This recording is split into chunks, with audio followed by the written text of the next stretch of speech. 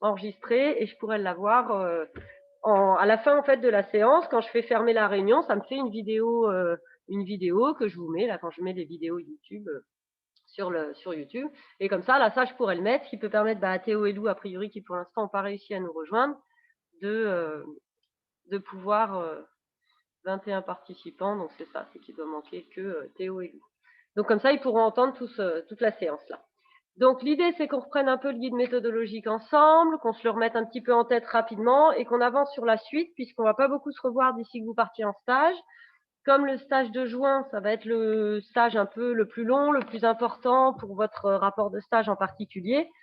L'idée, c'est que vous partiez à ce stage de juin en ayant bien en tête tous les exemples d'éléments qu'il faut que vous récoltiez, tout ce que vous allez avoir besoin pour rédiger votre rapport de stage, de manière à ce qu'on gagne le plus de temps possible, qu'on travaille le mieux possible l'année prochaine en terminale pour rédiger votre rapport de stage. Donc là, je crois qu'avec Monsieur Huic, vous avez déjà pas mal bossé sur votre partie structure de stage pour la plupart d'entre vous. Il m'a dit qu'il y en avait peut-être quelques-uns qui n'étaient pas encore au top, mais que sinon, globalement, vous avez pas mal avancé. Ça fait un moment que vous bossez ça avec lui. Donc l'idée, là, quand même, sur la fin de l'année, c'est encore de peaufiner ça et de commencer à regarder un petit peu la suite. Pour ceux qui ont même déjà éventuellement défini l'activité sur laquelle ils vont faire leur rapport de stage, j'ai repris les documents que vous m'aviez donnés, j'ai regardé lesquels ont déjà des idées de thèmes de rapport de stage. Et l'idée, c'est qu'éventuellement, déjà, vous commenciez à regarder un petit peu les parties que vous pouvez commencer à rédiger, récupérer les documents, éventuellement qu'on en parle ensemble de vos thèmes de rapport de stage, pour qu'au mois de juin, là, quand vous allez en stage, vous soyez super prêts et super, comment dire, vous ayez parfaitement en tête les éléments en disant, bon, ben voilà, si je fais mon thème de stage sur le suivi des oiseaux dans les haies ou la création d'un sentier d'interprétation avec des panneaux ou le suivi de la perdrix ou j'en sais rien, bah, que vous ayez bien en tête bah, les infos qu'il va falloir récolter, la forme qu'il va falloir que ça prenne et comment il faut que vous suiviez l'activité pour pouvoir la présenter le mieux possible dans votre rapport et à l'oral l'année prochaine, puisque je vous rappelle que vous allez passer cette épreuve à l'oral devant un jury et que c'est celle qui a le plus gros coefficient pour le bac pro GMNF. Un petit peu là comme les fiches BEPA qui avaient un coefficient 3 par rapport au reste, et donc bah, globalement ça a beaucoup de poids. Si vous ratez cette épreuve, ça risque d'être compliqué. Donc le guide méthodologique, rapport de stage. Donc on avait vu les textes officiels, voilà, c'est ce qu'on appelle le 6. Vous vous rappelez, en GMNF, vous avez 7 épreuves, E1, E2, E3, E4, E5, E6, E7. Le 7, on en a déjà parlé, c'est tous vos CCF professionnels. Donc le CCF qu'on a déjà fait cette année sur Sainte-Soline et les autres CCF qu'on va faire l'année prochaine. Le 6, justement, c'est le rapport de stage. Et le 5, vous vous rappelez, c'est l'épreuve que vous allez passer à l'écrit l'année prochaine en juin en terminale, qui dure 2 h 30, où vous allez avoir des documents à lire en lien avec justement un exemple d'aménagement. Vous allez devoir répondre à plein de questions et vous allez devoir présenter un de vos chantiers. Donc ça, c'est les 3 épreuves E5, E6, E7 qui sont finalement les épreuves professionnelles du bac pro GMNF. Donc le rapport de stage, l'épreuve écrite de terminale et tous les CCF sur les 2 ans qui ont un rapport avec les modules professionnels, les chantiers, etc. Donc rappel, votre rapport doit faire 15 pages minimum, 20 maximum. Et évidemment, vous devez l'avoir rédigé vous-même. Et il est bien obligatoire, le rapport écrit, puisque vous devez d'abord envoyer ce document écrit au jury. Donc globalement, par exemple, là, vous voyez, les terminales, ils le rendent mercredi. Mercredi, là, les terminales doivent rendre leur rapport écrit à Madame Souriau, lui amener dans son bureau. Elle récupère les rapports de tous les terminales GMNF, CGEA et aussi BTS, etc. Et la secrétaire va s'occuper de les envoyer au jury qui vont les passer à l'oral au mois de juin. Donc, vous devez le rendre en 3 exemplaires. Ce document écrit, à peu près, vous voyez, début mai, globalement, ça dépend d'une année sur l'autre avec les vacances, etc. Et donc, il doit présenter, globalement, la mise en œuvre, donc la réalisation d'une action de GMNF. En 3 exemplaires, on en a parlé. Donc, pour ensuite avoir cette épreuve orale, là, qui va durer 30 minutes, où vous aurez 10 minutes, un peu comme les fiches BEPA, où d'abord, c'est vous qui parlez tout seul, qui présentez votre rapport. Et ensuite, 20 minutes de questions. Donc, vous voyez, ça ressemble un peu aux fiches BEPA, mais entretien d'une durée de 20 minutes. Donc, quand il y a écrit entretien, ça veut dire des questions, globalement. Et donc, un prof d'éco, un prof d'aménagement et un jury professionnel. Donc, on contacte, nous, un petit peu, enfin, chaque lycée a la charge de contacter des professionnels qu'il connaît et de leur proposer d'être jury à l'examen et d'aller faire passer l'examen. Donc, par exemple, cette année, là, les terminales, ça va être donc au mois de juin. Alors, moi, je suis convoquée aussi comme jury professeur cette année, donc le 15, 16, 17. Monsieur Doucet aussi et Monsieur Huyghe, on sera tous les trois à Angoulême, c'est au lycée d'Angoulême cette année, les 15, 16, 17, à faire passer les examens au terminal GMNF, en gros de toute la région sud-ouest de la France.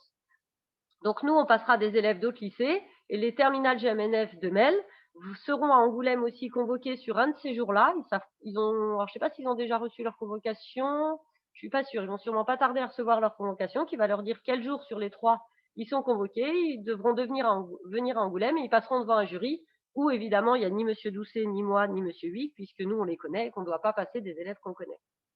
Donc ils passeront à l'oral à Angoulême leur épreuve, comme je vous explique, là 10 minutes plus 20 minutes. Donc là, ils doivent rendre l'écrit aujourd'hui, enfin mercredi, et ensuite, jusqu'au mois de juin, jusqu'au 15, 16, 17, là, ils vont préparer plutôt la partie orale, puisque le rapport écrit sera rendu, donc ils vont préparer ce qu'ils vont dire à l'oral.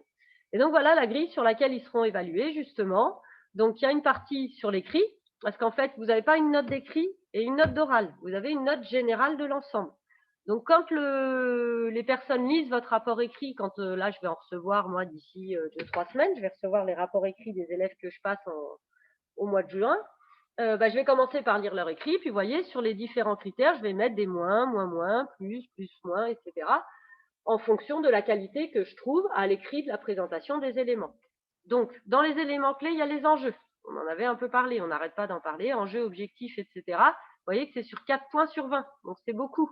Donc, il faut vraiment que tout ça, les objectifs, vous voyez, c'est écrit aussi là, il faut vraiment que enjeux, objectifs qui découlent des problèmes menaces, hein. Vous vous rappelez qu'un enjeu, c'est quelque chose qu'on risque de perdre.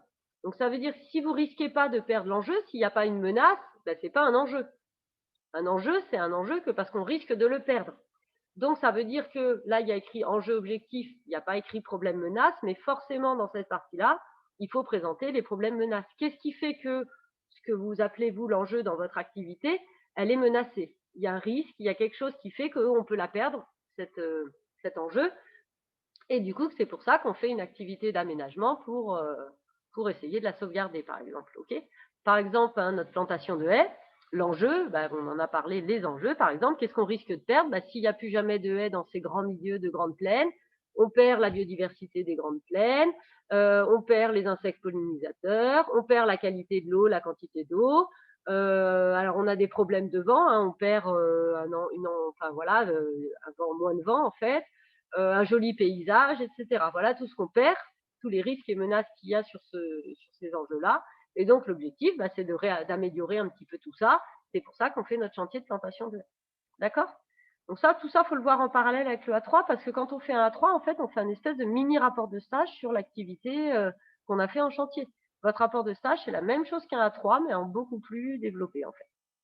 Et vous avez vu, par exemple, que pour le chantier plantation, déjà, on n'a pas fait un rapport de stage, mais enfin, on fait un A3 qui est déjà bien gros. Et encore, moi, je n'ai pas dit tout ce que je pourrais trouver à dire. Vous me connaissez, hein, je suis capable de dire plein de choses. Donc, moi, le chantier de plantation de haies, je suis capable de faire un rapport de 20 pages si j'explique tout, si je rajoute, parce que là, on n'a pas mis beaucoup, par exemple, de photos, de cartes, de schémas, de choses comme ça pour expliquer tout.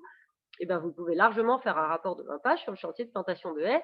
Vous avez vu le A3 déjà comme il est long, hein. Donc, ensuite, il y a tout ce qu'on appelle le contexte socio-économique et environnemental. Donc là, vous voyez que c'est aussi sur 4 points. Donc ça, justement, c'est ce dont on va parler un petit peu maintenant. Présenter le territoire. Ça veut dire présenter le site. Le territoire, vous pouvez le rajouter. On ne l'avait peut-être pas écrit. Je ne sais pas si je crois qu'on ne l'avait pas rajouté. Quand il y a écrit présenter le territoire, finalement, ça veut dire présenter le site sur lequel on va faire, vous faites votre chantier, le site et les environs. Ensuite, ça, c'est justement ce que vous avez déjà fait avec M. Huyghe, présenter la structure dans laquelle vous êtes en stage. Et voilà, la partie un peu la plus importante du rapport, c'est présenter les opérations techniques, c'est-à-dire présenter le chantier lui-même. Là, c'est exactement ce que vous venez de faire en regardant les vidéos du A3, hein. C'est dire, voilà, on s'est organisé, on a fait telle opération, ensuite telle chose, d'abord on a piqué, on a paillé, on a habillé les plants, on les a triés, on les a mélangés, blablabla. Il y avait 3 personnes qui faisaient ça, pendant 5 faisaient ça, ensuite quand elles ont eu fini, de mettre les protections, elles sont venues au paillage, etc. Et d'expliquer les choix. On a choisi de pailler parce que c'est bien, ça fait ci, ça permet ça. On a choisi des plants, des jeunes plants plutôt de 1 an parce que ceci, parce que cela, etc. D'accord? Là, comme on est en visio en direct, vous n'hésitez pas à me poser des questions, à intervenir si vous voulez, hein. L'idée, là, c'est qu'on soit un petit peu plus comme en cours à discuter ensemble. Est-ce que ça va? Est-ce que vous voyez le lien avec ce qu'on fait? Oh là, il y a quelqu'un qui me fait des interférences, là. Qui me fait des interférences? Axel, c'est peut-être toi, tu as ton micro. Éventuellement, ferme ton micro. Qui c'est d'autre qui a son micro? Bah, il y a l'air d'avoir que Axel. Ah Mon non, micro est Vincent. fermé, hein. Ah bon? Bah, moi, sur le Zoom, ça me dit pas qu'il est fermé, mais ça peut Là, aussi. maintenant, il est ouvert, mais Ah là, oui, pardon, non, non, je confonds avec un autre. Oui, oui, tu as raison, j'ai confondu avec l'autre icône. Tout à fait, tu as raison. C'est moi qui ai mal regardé, parce que j'ai 2 icônes avec l'icône de la caméra aussi, et toi, il y en avait qu'un, donc j'ai cru que c'était que le micro n'était pas fermé, mais c'était pas ça. J'ai mal vu. Très bien, ok, oui, non, non, je ne sais pas ce que c'est que ces interférences. Alors, bref, on continue. Ensuite, les éléments de diagnostic, on en parlera plus tard, parce que ça, c'est un peu compliqué. Donc, vous voyez déjà, voilà, ça, c'est le cœur de votre rapport écrit. Présenter le territoire, donc le site sur lequel on fait le chantier, présenter la structure dans laquelle on est en stage, présenter le chantier lui-même, donc décrire le chantier, et tout ça en ayant bien expliqué avant, après, à un moment ou à un autre, quels sont les enjeux et les objectifs du chantier. C'est-à-dire, à un moment donné, pourquoi on fait ce chantier, qu'est-ce qu'on ne veut pas perdre, et pourquoi ce qu'on ne veut pas perdre, bah, c'était menacé potentiellement, il y avait des problèmes qui posaient des soucis. Et ensuite, vous voyez qu'il y a la compétence 6 et la compétence 7. La compétence 7, là, c'est plutôt pour l'oral, justement, communiquer avec les partenaires, clarté du message, etc. Donc, on ne va pas en reparler trop là pour l'instant.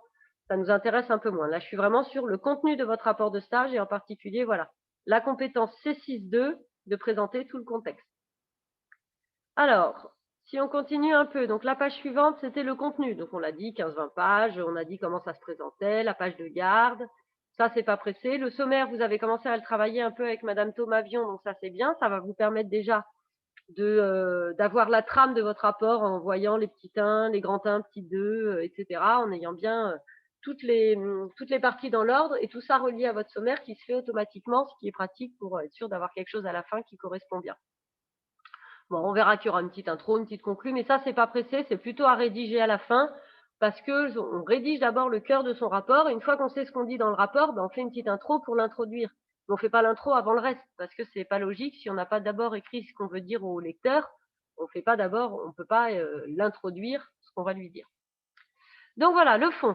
Donc on va pas beaucoup parler du 1, puisqu'on l'a déjà vu ensemble, et que vous l'avez vu avec Monsieur Huyghe. Ce que je veux juste éventuellement que vous rajoutiez, dans le cadre là où il y a écrit grand 1, présentation de la structure support.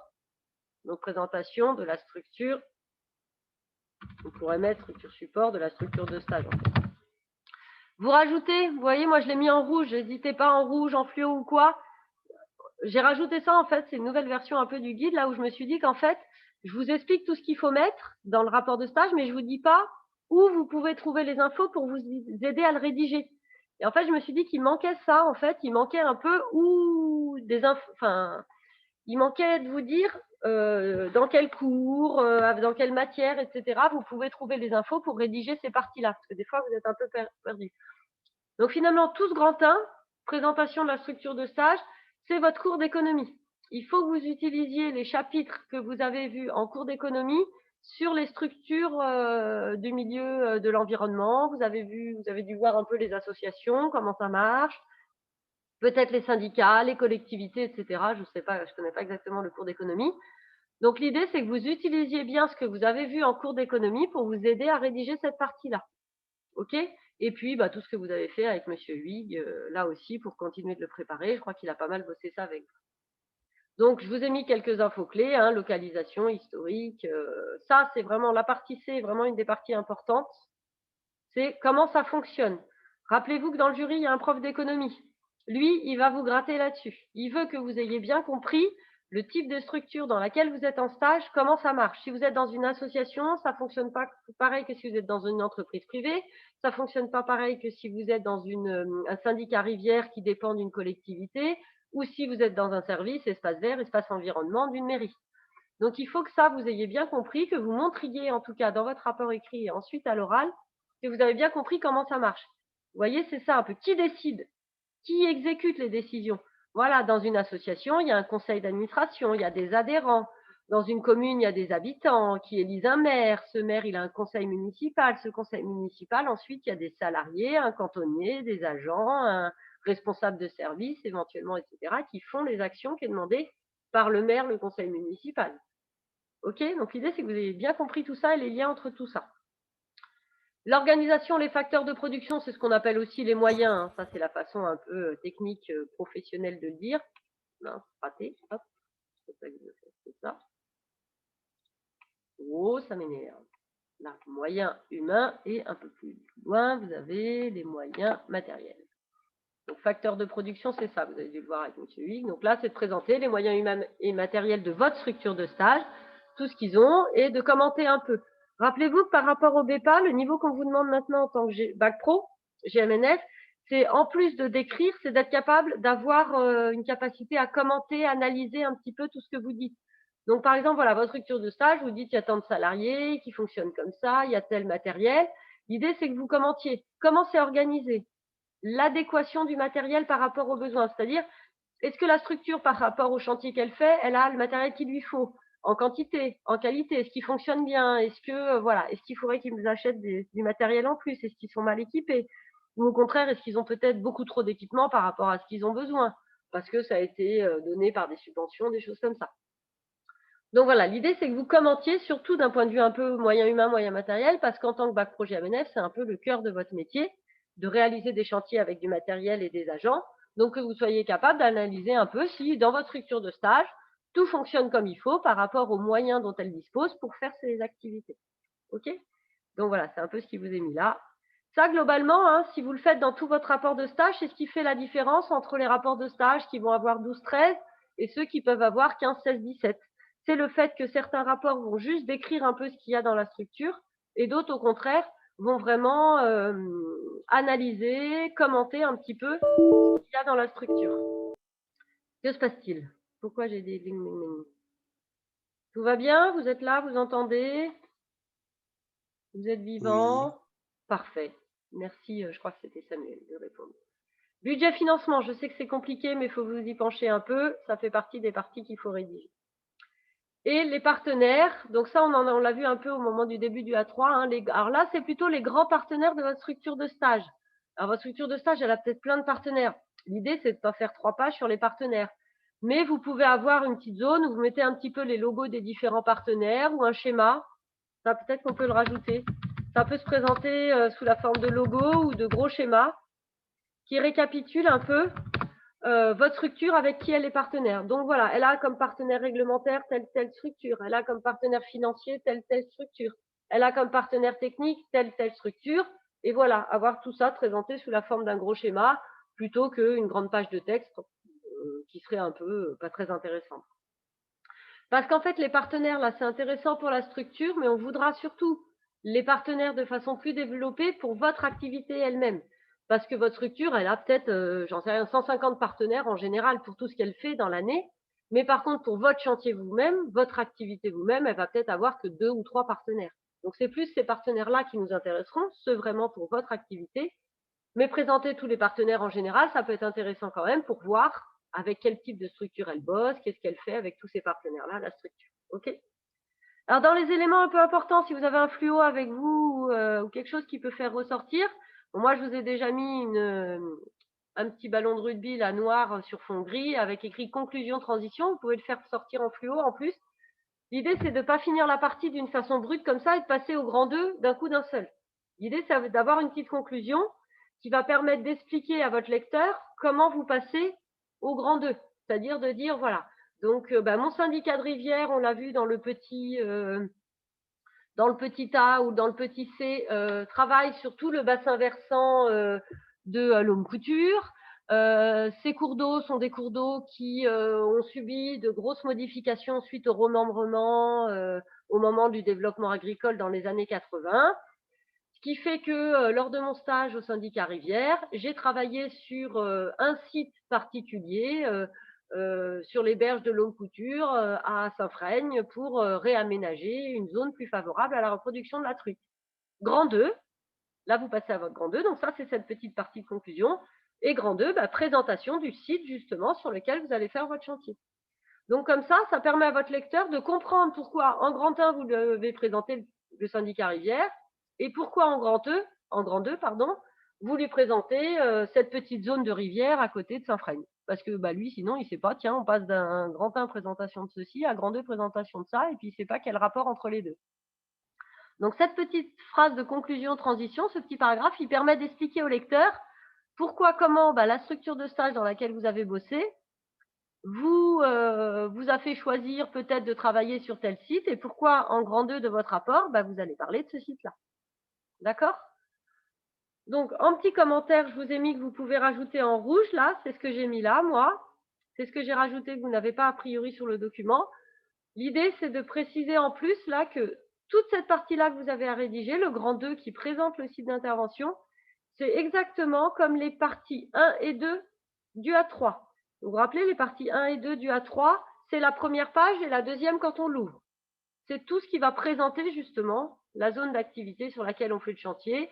Vous vous rappelez, localisation, propriétaire, partenaire, le paysage, l'histoire, les fonctions, etc. L'idée, c'est de faire exactement comme les pages 1 et 2 du A3, les parties 1 et 2, dans votre rapport de stage. OK? Et vous allez voir, on ira plus loin un peu cet après-midi, mais on retrouve les mêmes parties. Petit a, localisation et accès, donc comme la première partie du A3, présenter où est le site, comment on y accède, etc. Petit b, c'est tout ce qu'on va appeler le paysage et le contexte écologique. Donc là, vous pouvez écrire que ça, c'est principalement ce qui vous aide à le rédiger. Normalement, c'est votre cours de biologie. Ou en biologie, vous avez dû faire des cours un peu peut-être sur la topographie. Là, vous allez faire des TP un peu sur les animaux, les végétaux, etc. L'idée, c'est d'utiliser ce que vous avez vu en cours de biologie sur tout ça pour rédiger votre rapport de stage sur le site sur lequel vous avez fait votre chantier. Ensuite, petit c, c'est le contexte socio-économique, cette fois de votre site. Donc là, cette fois, c'est le cours d'économie qu'il faut utiliser. Donc là, ça va être plutôt qui est le propriétaire, quelles sont les fonctions, etc. Ensuite, petit d, le statut de protection, s'il y en a. Peut-être que vous allez être sur des sites sur lesquels il n'y a pas de statut de protection particulier. Mais ça va être, par exemple, vous vous rappelez, pour notre A3, là, plantation, dire qu'on est dans une zone Natura 2000, une zone de protection de captage, dans une réserve de chasse, etc. Et bien expliquer, zone Natura 2000, pourquoi, pour l'outarde, etc., etc. Et petit e, vous voyez, c'est là, je vous disais tout à l'heure, les partenaires de la structure de stage. Là, ce n'est pas les partenaires de la structure de stage, mais c'est les acteurs qui sont concernés par l'activité que vous faites dans votre rapport, que vous présentez, et leur logique. C'est-à-dire, pourquoi ils sont là? Pourquoi ces acteurs-là sont concernés? Quel est leur intérêt à venir participer à cette activité-là? Et là, je vous ai mis entre parenthèses schéma, parce qu'éventuellement, ça peut se faire sous la forme d'un petit schéma. Donc, l'idée, c'est d'expliquer qui fait quoi, etc., etc. OK? Bon, alors, on approfondira tout ça cet après-midi. On verra un petit peu la colonne de droite, là, les éléments en détail de la partie sur le site d'intervention. Donc, on se retrouve à 13h30. Je vous renvoie un lien sur WhatsApp d'une salle de réunion de mon compte à moi, comme on a fait là. Pas la salle GMNF1, parce que sinon, je ne pourrais pas enregistrer la réunion et je ne pourrais pas la garder après pour la mettre sur YouTube. Donc, je vous envoie un lien WhatsApp vers 13h15 et on se retrouve vers 13h30 sur la réunion WhatsApp que je vous aurai envoyée pour continuer de faire ça. OK? Ayez éventuellement avec vous le A3 peut-être aussi. Ça peut être pas mal que vous ayez le A3 plantation avec vous aussi, puisqu'on va regarder un peu les parties, le lien entre les deux. Et éventuellement, on pourra parler du A3 plantation si vous le souhaitez pour faire le point où on en est et ce qu'il faut qu'on fasse de plus. Parce qu'il y a eu un petit couac apparemment avec vendredi, vous deviez faire des parties en plus et j'ai pas l'impression que vous ayez fait grand chose, mais c'est pas grave. Donc allez manger, on se retrouve à 13h30 pour continuer tout ça. Bon appétit, à tout à l'heure. Bon appétit et à tout à l'heure. Voilà.